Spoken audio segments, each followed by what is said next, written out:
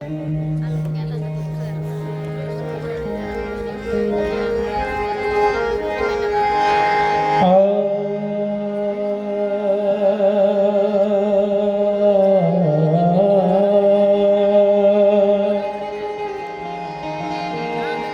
પ્રભુજી કે મારા જીવનની લાજ રાખી છે તો હવે મરણની પણ રાખી દે, જેવી મારી કાલ રાખી તી એવી આજ પણ રાખી દે.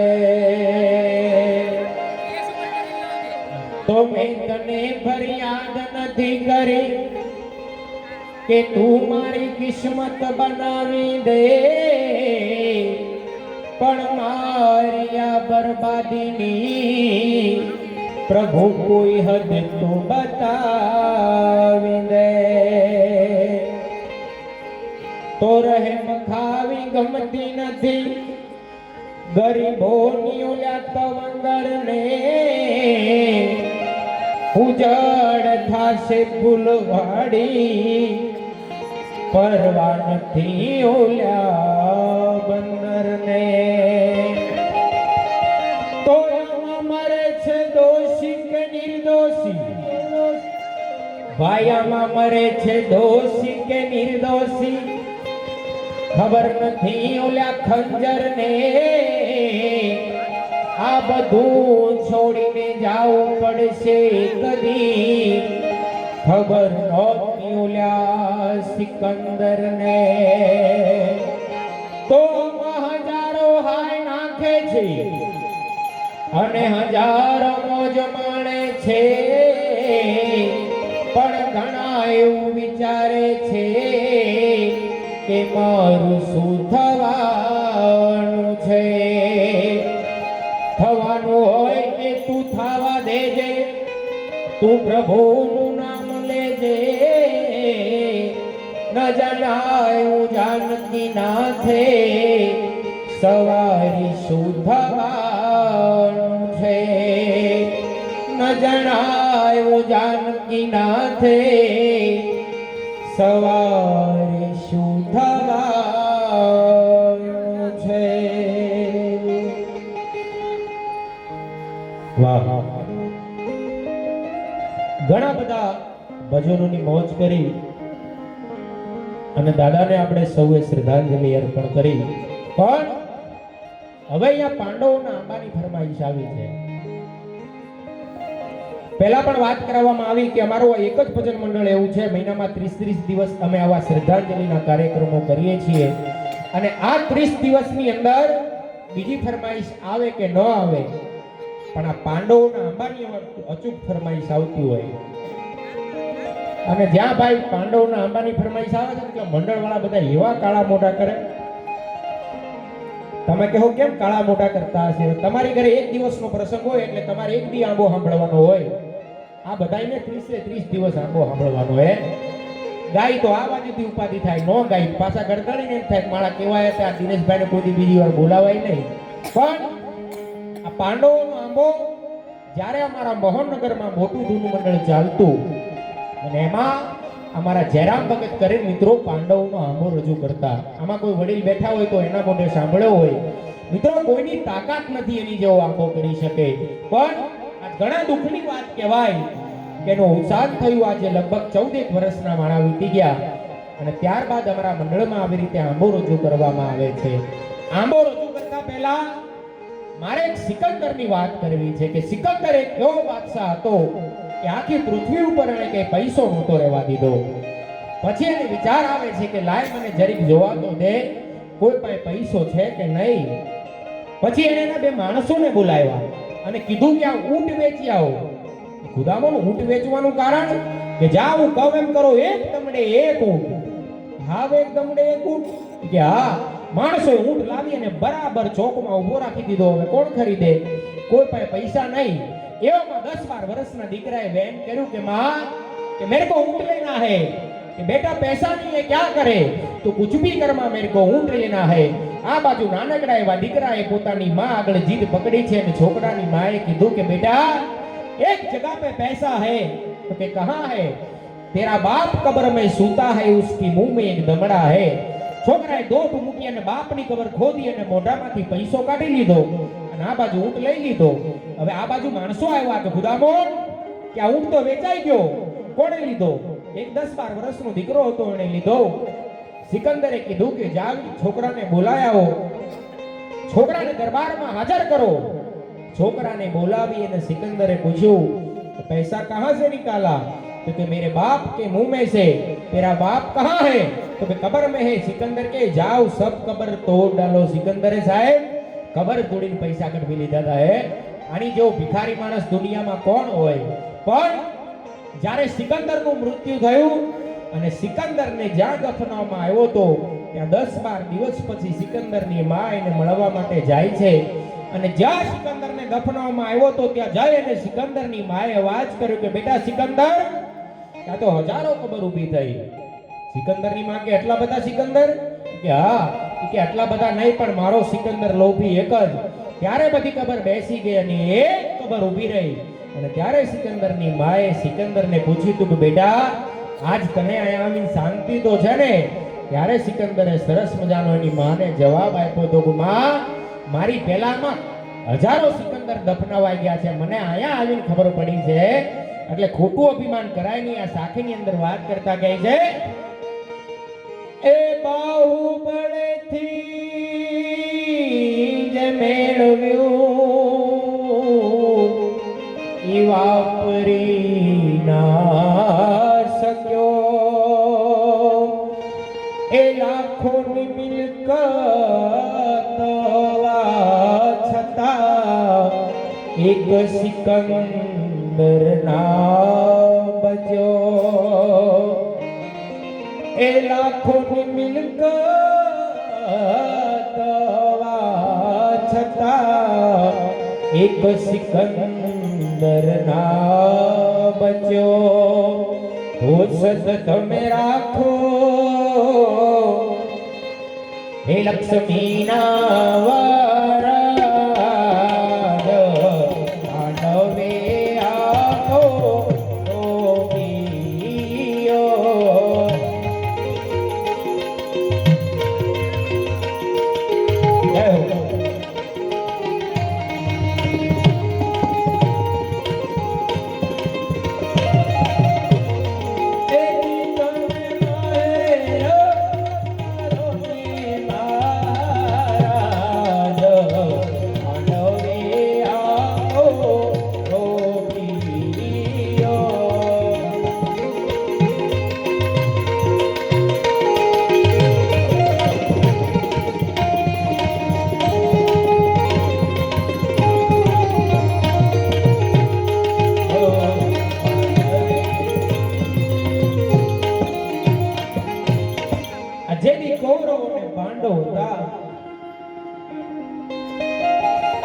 અને ભગવાન કૃષ્ણને દ્વાપરનો સમય. ધર્મરાજાએ ભગવાન કૃષ્ણને બોલાવીને કીધું કે એક વાત કરું સાંભળો. તો કે બોલો. કે તમે હસ્તિનાપુર જાઓ, દુર્યોધનને વાત કરો કે આમ તો અમે રાજના ભાગીદાર છીએ, પણ અડધું રાજ અમને ના આપે તો કાઈ નહીં, ખાલી 5 ગામ આપી દે ને તોય અમે રાજી થઈ જાહું. ભગવાન કે મને શું વાંધો છે? ભગવાન કૃષ્ણ એમ કહેવાય છે કે દુર્યોધનની સભામાં જાય, પણ દુર્યોધન સભામાં ભગવાનને આવકાર નથી આપતો, એને ખબર હતી. પછી ભગવાન કૃષ્ણ દુર્યોધનની સભામાં આવી અને દુર્યોધન સામે ઊભા ઊભા વાત કરે છે કે કહે શ્રી કૃષ્ણ સુનો દુર્યોધન, માની લે વચન મારો રાજા, માની લે વચન મારો. 5 પાંડવો માતા કુંતાના ભાઈ તમારો, 5 ગામ સમજીને આપો, બાકી રાજ તુમારો. હે દુર્યોધન માની લે વચન મારો. ત્યારે દુર્યોધન કહે કે વારે વારે હું કહો છો કે નહીં થાય નોરા મારો, સાચા સગા તમે છો, હારું થાય તો સુધારો. હે કનૈયા હારું થાય તો સુધારો, મને એમાં વાંધો નથી. ભગવાન કે 5 ગામ આય. દુર્યોધન ના પાડે. પછી ભીષ્મ પિતાએ કીધું કે હે દુર્યોધન, 5 ગામ આપવાથી તારું કાંઈ લૂંટાય નથી જવાનું. ભીષ્મ દ્રોણ દુશાસન આ 5 મળી બરિયાણા 5 ગામડા પાંડવોને આપો, બાકી રાજ તુમારો. હે દુર્યોધન માની જા. ત્યારે દુર્યોધને કીધું કે આપું ખરો, પણ 5 ગામો. ભગવાન કેવું માંગું આપીશ, એટલે દુર્યોધન કે માગી માગીને 5 ગામ જ માગવાનો છે ને, પણ આ બાજુ ભીષ્મ પિતાને ખબર હતી કે 5 ગામમાં કનૈયો બધું માગી લેવાનો છે. એટલે માગું આપીશ એ કે આ તમે માગો એ પણ 5 ગામો. પછી ભગવાન કૃષ્ણ 5 ગામની માંગણી કરે છે કે ગઢ ગિરનાર ને હસ્તિનાપુર નગરી પશ્ચિમ આપો સિતારો. હે ગઢ ગિરનાર હસ્તિનાપુર નગરી પશ્ચિમ આપો સિતારો, સિંધુ પર્વત તમે સમજીને આપો પશ્ચિમને બંગાળો. હવે ક્યાં દુર્યોધન ઊભો થઈ ગયો. ભગવાન અમે હાથ લાંબો કરીને કે તને માંગતા આવડે, આમાં મારી વાહે રહેવા હું દીધું. તો ભગવાન કે કાઈ નહીં. પછી દુર્યોધન બોલે છે કે ક્ષત્રિય હોય તે ખંડને જાણે, તું હું જાણે ગોવાળો, રાજનીતિમાં તું કાઈ ન સમજે તો તું મય લૂંટનારો. હે તને રાજનીતિ સિવાય બીજું ખબર પડે? તો ભગવાન કે કાઈ નહીં. પછી છેલ્લે દુર્યોધન સરસ મજાનો ભગવાન કૃષ્ણને જવાબ આપે છે કે હવે આપુને સોયનું નાકું રણસંગ રામ વિચારો, રાજકુળની 80 રીતિ કોઈ જીતે ને કોઈ હારો. હવેમાં યુદ્ધ સિવાય તને 5 ગામ નહીં મળે, જા. ભગવાન કે તો કાઈ નહીં. આવ્યા કાળું મોઢું કરીને, તો કાળા હતા મારી જેવા. આ બાજુ ધર્મરાજાને ખબર પડી કે કાંઈક વાંધો પડ્યો છે. કે હું થયું કનૈયા? ઈ કે ના પાડી. પણ કેમ ના પાડી ઈ તો કયો? ઈ કે મેં માગ્યા તા 5 ગામ તોય ના પાડી. પણ ક્યાં ક્યાં માગ્યા ઈ તો કયો? કે ગઢ ગિરનાર ને હસ્તિનાપુર નગરી પશ્ચિમ આપો સિતારો, સિંધુ પર્વત તમે સમજીને આપો પશ્ચિમને બંગાળો. હવે ધર્મરાજા કે આમાં કાંઈ વધ્યું કનૈયા? હસ્તિનાપુર થી તમે માંગી લીધું છે, હવે આમાં શું આપે? પછી ધર્મરાજાએ કીધું કે હવે અમારે કનૈયા કાંઈ જોતું નથી. ભગવાન કે ના એમ નો હાલે, કે ખાંડા વિનાના ખંડ કેમ ખાસો થઈ બેઠા નપુસક નારી, બાપ જાતાના બળના હાલે તમે ભૂપતની ભિખારી. હે તમે તો ભિખારી છો. ત્યારે અર્જુન બોલે છે કે હે કનૈયા, આ મામા માસીના કાકા કાકીના કુટુંબને મારીએ આ તો ગોતર કરતર કહેવાય. નથી અમારા સંસારમાં સંત સાધુ કે સંસારી, ગોતર કરતર કરીએ તો હું થાય દશા અમારી. હે કનૈયા, માટે ભલે જાય ભૂમિ અમારી. ભગવાન કે તું બધું આ ગોતર કરતર સમજજો. કે હસ્તિનાપુરમાં જેથી જુગતું રમાડ્યા હરાયા ગરદ ભંડારી, લાખા ગ્રહમાં બાળાઈ વાત કેમ નો સુધારી. હે તારા ભાઈ નહોતા ઈ કે હવે બહુ મોટો ભાઈ વાળીનો છો છો ઈ કે. પછી ભીમ કહે છે આ જોઈસી નથી જોતું, જોઈસી નથી જોતું, હું બોલે ને તો નકામું થાય. પછી એક ધર્મરાજાની આજ્ઞા વગર ભીમ બોલે છે કે અવની લઈને ઊંધી નાખું પણ વચન રહ્યો છું વિચારી. હે આ ધરતીને ઊંધી નાખી દઉં પણ મોટા ભાઈ કહે ને તો કે અવની લઈને ઊંધી નાખું પણ વચન રહ્યો છું વિચારી. સુરનો સ્વામી જો રજા આપે ને તો કૌરવ કુળ દઉં સહારી, પછી ભલે જાય ભૂમિ અમારી. હે કનૈયા, બધાને મારી નાખું. આ એક વાત થી એમ કહેવાય છે કે દુર્યોધન એમ થાય છે પાંડવોને મારી નાખું. મહાભારત બધાએ જોયું હશે, જોયું છે ને? ઘણા કપટ કર્યા, ઘણા પ્રયત્ન કર્યા પાંડવોને મારવા માટે, પણ પાંડવોનો વાળ વાકો થતો નથી. પછી દુર્યોધન મનોમન વિચાર કરે છે કે હું આટલા કપટ કરું છું, આટલા હું પ્રયત્ન કરું છું પાંડવોને મારવા માટે, પણ પાંડવોને કાંઈ થતું નથી, તો હવે મારે કરવું હું. પછી દુર્યોધનને વિચાર આવે છે કે હવે જો કોઈ ઋષિ મુનિ આને શ્રાપ આપે પાંડવોને તો જ પાંડવોનો નાશ થાય, બાકી પાંડવોને મારવા મારા હાથની વાત નથી. પણ આવું પાત્ર હું ગોતું ક્યાં? પછી દુર્યોધનને વિચાર આવે છે કે એક જ પાત્ર વધ્યું છે હવે, દુર્વાસા મુનિ છે. જો કોઈને શ્રાપ આપી દે તો એના શ્રાપથી 3 કાળમાં કોઈ બચી ન શકે, એટલાય ક્રોધિત હતા. પછી દુર્યોધન વિચાર કર્યા વિના દુર્વાસા મુનિને તેડવા માટે જાય. દુર્વાસા મુનિને તેડી એના મોલે લઈ આવે છે. દુર્યોધન દુર્વાસા મુનિની ખૂબ સેવા કરે છે, અને આ સેવા જોઈ દુર્વાસા મુનિ દુર્યોધન ઉપર રાજી થઈ, પ્રસન્ન થઈ, અને એક વચન માંગવાનું કહે. હે અને જ્યાં વચન માંગવાનું કીધું એટલે દુર્યોધન ચડી બેઠો. દુર્યોધન કહે છે તમારે પાંડવો પાસે જવાનું છે. દુર્વાસા મુનિ કહે કે એનું સત લેવા માટે જવાનું છે, પાંડવોની કસોટી કરવા માટે જવાનું છે. દુર્વાસા મુનિ કે તારું નખો જાય. એક સત્યા પાઉં ખાલી એકવાર ગયો તો હેરાન થઈ ગયો તો. હવે આ તો 7 સતિયા છે. 5 પાંડવો, માતા કુંતા, દ્રૌપદી, આ 7 સતિયા હતા. હવે ત્યાંથી પાછો આવું કે એની જવાબદારી હું. દુર્યોધન કહે છે કે હવે તમે વચન આપી દીધું છે, વચન ખાતર તમારે પાંડવોનું કસોટી કરવા માટે જવું પડે, પાંડવોનું સત લેવા માટે જવું પડે. અને પહેલાના જમાનામાં વચન ખાતર મરી જવાતું. હે એ વચન ખાતર એમ કહેવાય છે કે દુર્વાસા મુનિ પાંડવો પાસે આવે છે. હવે દુર્વાસા મુનિ થી આવતા અવાય તો જાય છે પાંડવો પાસે, પણ બહાર ઊભા અડધો કલાક વિચાર કરે છે કે આ મુવાએ મને અહીંયા મોકલ્યો તો છે પાંડવોની કસોટી કરવા માટે, પાંડવોનું સત લેવા માટે, પણ પાંડવોની કસોટી હું કરું કઈ રીતે? પછી દુર્વાસા મુનિ ધર્મરાજાને બહાર બોલાવે છે અને ધર્મરાજા પાસે જમવાની માંગણી કરે છે. એ દુર્વાસા ઋષિ એમ બોલ્યા, તમે રસોઈ બનાવો આજ્ઞા અમારી, જો તમે લોપશો તો દેશું તમને શરાબ, તમે આપો પીયો.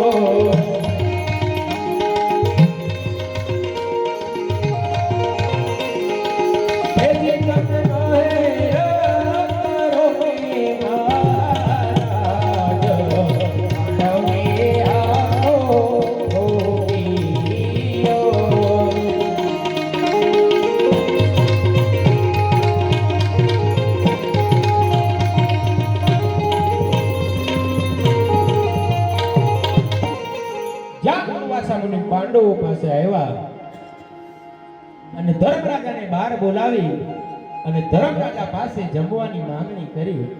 તો ધર્મરાજાએ કીધું કે ભલે ઋષિરાજ, તમે અમારા કુળના ગોર છો અને તમે અમારા મહેમાન થઈને આજ ઘરના આંગણે પધાર્યા છો અને તમે જમવાની માંગણી કરી છે, તો જમવામાં શું બનાવું?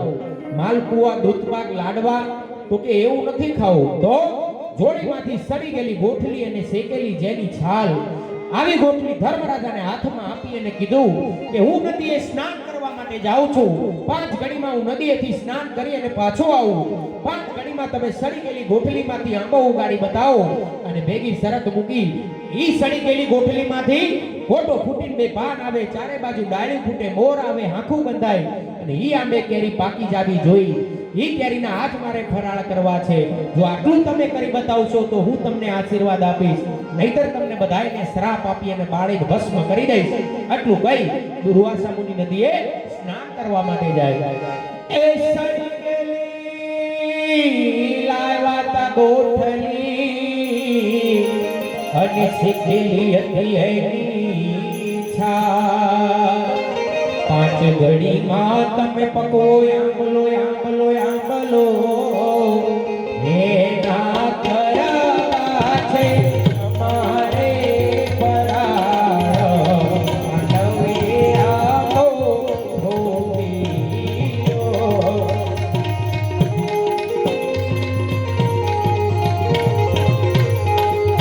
હે આંખ મારી ઉઘડે ત્યાં સીતારામ દેખું, આંખ મારી ઉઘડે ત્યાં સીતારામ દેખું. મારું જીવન ઉપાય નીકળે, મારું જીવન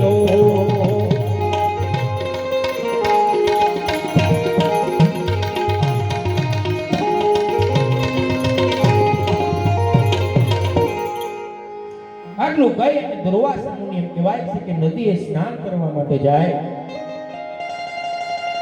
પછી ધર્મરાજા સડી ગયેલી ગોઠલી અને શેકેલી જેની છાલ આવી ગોઠલી લઈ અને માતા કુંતા પાસે આવે છે અને માતા કુંતાને વાત કરે છે કે માં, આપણા ઘરના આંગણે દુર્વાસા મુનિ પધાર્યા છે અને સડી ગયેલી ગોઠલી અને શેકેલી જેની છાલ આવી ગોઠલી આપીને ગયા છે અને કીધું છે કે 5 ઘડીમાં હું નદીએથી સ્નાન કરી અને પાછો આવું. 5 ઘડીમાં તમે સડી ગયેલી ગોઠલીમાંથી આંબો ઉગાડી બતાવો અને ભેગી શરત મૂકી છે, ઈ આંબે જે કાંઈ કેરી આવે એના આજ અને ફરાળ કરવા છે. જો આટલું આપણે કરી બતાવશું તો આપણને આશીર્વાદ આપશે, નહીતર આપણને બધાયને શ્રાપ આપી અને બાળીને ભસ્મ કરશે. એટલે માં હવે કરવું હું? માં કે એમાં હું આવી દે, પણ માં આ સડી ગયેલી ગોઠલી અને શેકેલી જેની છાલ, હવે તમે વિચાર કરો, આપણે કદાચ ઘરમાં કલમ વાવીને વાવતા હોય અને ગમે એટલું ખાતર પાણી કરતા હોય તોય બળી જતી હોય હે, અને આ તો સડી ગયેલી ગોઠલીમાંથી આંબો ઉગાડવાની વાત. એ આંબો ઉગે છે કેમ? એ સતનો આંબો હતો એટલા માટે. પછી માતા કુંતા ધર્મરાજાને વાત કરતા કહે કે તમે જેનું ભજન કરતા હોય, તમને જેની ઉપર વિશ્વાસ હોય અને પૂર્વ જન્મની અંદર તમે જે સત્કર્મ કર્યા હોય, સારા કાર્ય કર્યા હોય, એને યાદ કરીને ગોઠલી વાવો, એમાંથી જરૂર આંબો ઉગશે. જા મારા આશીર્વાદ છે. પછી ધર્મરાજા પોતાના પૂર્વ જન્મનું કર્મ યાદ કરતા કહે છે, પૂર્વ જન્મની અંદર હું એક સંન્યાસી બ્રાહ્મણ હતો. 12 માસ સુધી 9 ધૂણા દખાવી અને એક પણ અન્નનો દાણો મોઢામાં મૂક્યા વગર મેં તપસ્યા કરી હતી. અને ઈ તપની કમાઈના લીધે આ જન્મની અંદર માતા અમે સત્યા બન્યા. અને આ જન્મની અંદર આવ્યા પછી હું ધર્મરાજા કહેવાઉં, હું ધર્મનો અધિકારી કહેવાઉં. પણ જો કોઈ દિવસ હું સત્યના ઠેકાણે અસત્ય ન બોલ્યો હોઉં, કોઈ દિવસ જૂઠું ન બોલ્યો હોઉં, કોઈ દિવસ ખોટું ન બોલ્યો હોઉં, તો હે પ્રભુ તમારા સ્મરણ કરીને સડી ગયેલી ગોઠલી વાવું છું, એમાંથી જરૂર આંબો ઉગજો. પછી ધર્મરાજા જમીનમાં ખાડો ગાળી સડી ગયેલી ગોઠલી વાવે છે ને સતરૂપી આંબાને પૂન આપે. એ ત્યારે ધર્મરાજાએ આંબલો રોપ્યો અને ધરીને હરિનું ધ્યાન સ્મરણ કર્યા એને શ્યામ તણા શ્યામ તણા શ્યામ તણા ત્યાં તો યામે આવ્યો છે રૂડો મોર.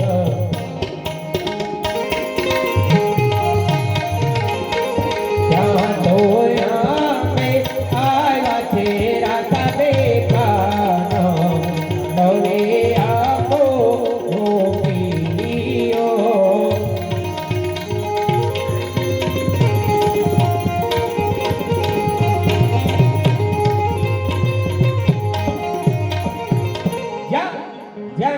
ધર્મરાજાએ આંબે પૂન આપ્યું એટલે સડી ગયેલી ગોઠલીમાંથી પોતો ફૂટીને 2 પાન આવ્યા. પછી માતા કુંતા અર્જુનને વાત કરે છે કે અર્જુન હવે તું હમજીને આંબે પૂન આય. એટલે જે આંબે પોતો ફૂટીને 2 પાન આવ્યા છે ને ચારે બાજુ ડાળીઓ ફૂટે. પછી અર્જુન પોતાના પૂર્વ જન્મનું કર્મ યાદ કરતા કહે છે કે પૂર્વ જન્મની અંદર હું એક સંસારી બ્રાહ્મણ હતો. અર્જુનનો પૂર્વ જન્મની અંદર એવો કપરો નિયમ હતો કે અર્જુનના આંગણે કોઈ ભૂખ્યો આવે તો પહેલા અર્જુન એને જમાડતો અને ત્યારબાદ ઈ જમતો. અર્જુનનો પૂર્વ જન્મની અંદર આવો કપરો નિયમ હતો. બીજો નિયમ અર્જુનનો એવો હતો, પોતે બ્રાહ્મણનો દીકરો હતો એટલે આખા ગામમાંથી અર્જુન ભિક્ષા લાવતો અને અર્જુન ભિક્ષાના 7 ભાગ પાડતો. હવે 6 ભાગી પશુઓ માટે કાઢતો ને 1 ભાગી પોતાના માટે જમવા માટે રાખતો. પણ 1 ભાગમાં ઘરમાં પૂરું થતું નથી એટલે ઘરની નારી કટુ વચન બોલે છે એટલે અર્જુનની ઘરનો ત્યાગ કરી અને જંગલમાં જતો રહે છે. અર્જુન જંગલમાં રખડતો હોય, ભટકતો હોય. 8 દિવસના વાણા વીતી જાય છે અને અર્જુનને જંગલમાં ભૂખ લાગે છે. આખા જંગલમાં અર્જુન જમવા માટે ગોતવા માટે નીકળે છે પણ અર્જુનની કસોટીનો દિવસ હતો. આખા જંગલમાં અર્જુનને જમવાનું કઈ મળતું નથી. પણ જંગલમાં દૂર નજર નાખતા અર્જુનને એક આશ્રમ દેખાણો. અર્જુન મનોમન વિચાર કરે છે કે લાય મને આશ્રમમાં જવા દે, ત્યાં મને કાંઈક ટાઢો ટુકડો મળે તો. અર્જુન ડગ માંડતો એ આશ્રમમાં જાય. પણ એ કસોટીનો દિવસ હતો. અર્જુનને આશ્રમમાં કાંઈ જમવાનું મળતું નથી. પણ અર્જુન જ્યાં આશ્રમની બહાર નીકળતો હોય ત્યાં એક ખૂણામાં અર્જુનની નજર પડે છે. ખૂણામાં જે જમીન એઠા પતરાવાળા ફેંકી દીધેલા હોય આની ઉપર અર્જુનની નજર પડે છે. અર્જુન નીચે બેસી અને એઠા પતરાવાળામાં જે બધું બેઠું ચોટ્યું હતું એ લઈ અને ભેગું કરતો હોય પોતાના પેટની અગ્નિને શાંત કરવા માટે, જમવા માટે. હવે એવામાં કોઈ સંત પુરુષ મહાત્મા ત્યાંથી પસાર થાય. મહાત્માને વિચાર આવે છે કે આ બાળક ઘણા દિવસનો ભૂખ્યો લાગે છે કે લાવ મારા આશ્રમમાં લઈ જાવ અને આને જમવા માટે કાંઈક આપો. બાદ અર્જુનનો હાથ પકડી પોતાના આશ્રમમાં લઈ જાય છે અને અર્જુનને જમવા માટે 5 લાડવા. આ બાજુ અર્જુન ઘણા દિવસનો ભૂખ્યો હતો. એ 5 લાડવા લઈ અને નદીના પટમાં બેસીને અર્જુન જમવાની તૈયારી કરે છે. જ્યાં અર્જુન પહેલો લાડવો ભાંગીને ખાવાની તૈયારી કરે ત્યાં કોઈ ભિક્ષુ, કોઈ અભ્યાગત, કોઈ માંગણ આવી અને અર્જુન પાસેથી પહેલા લાડવા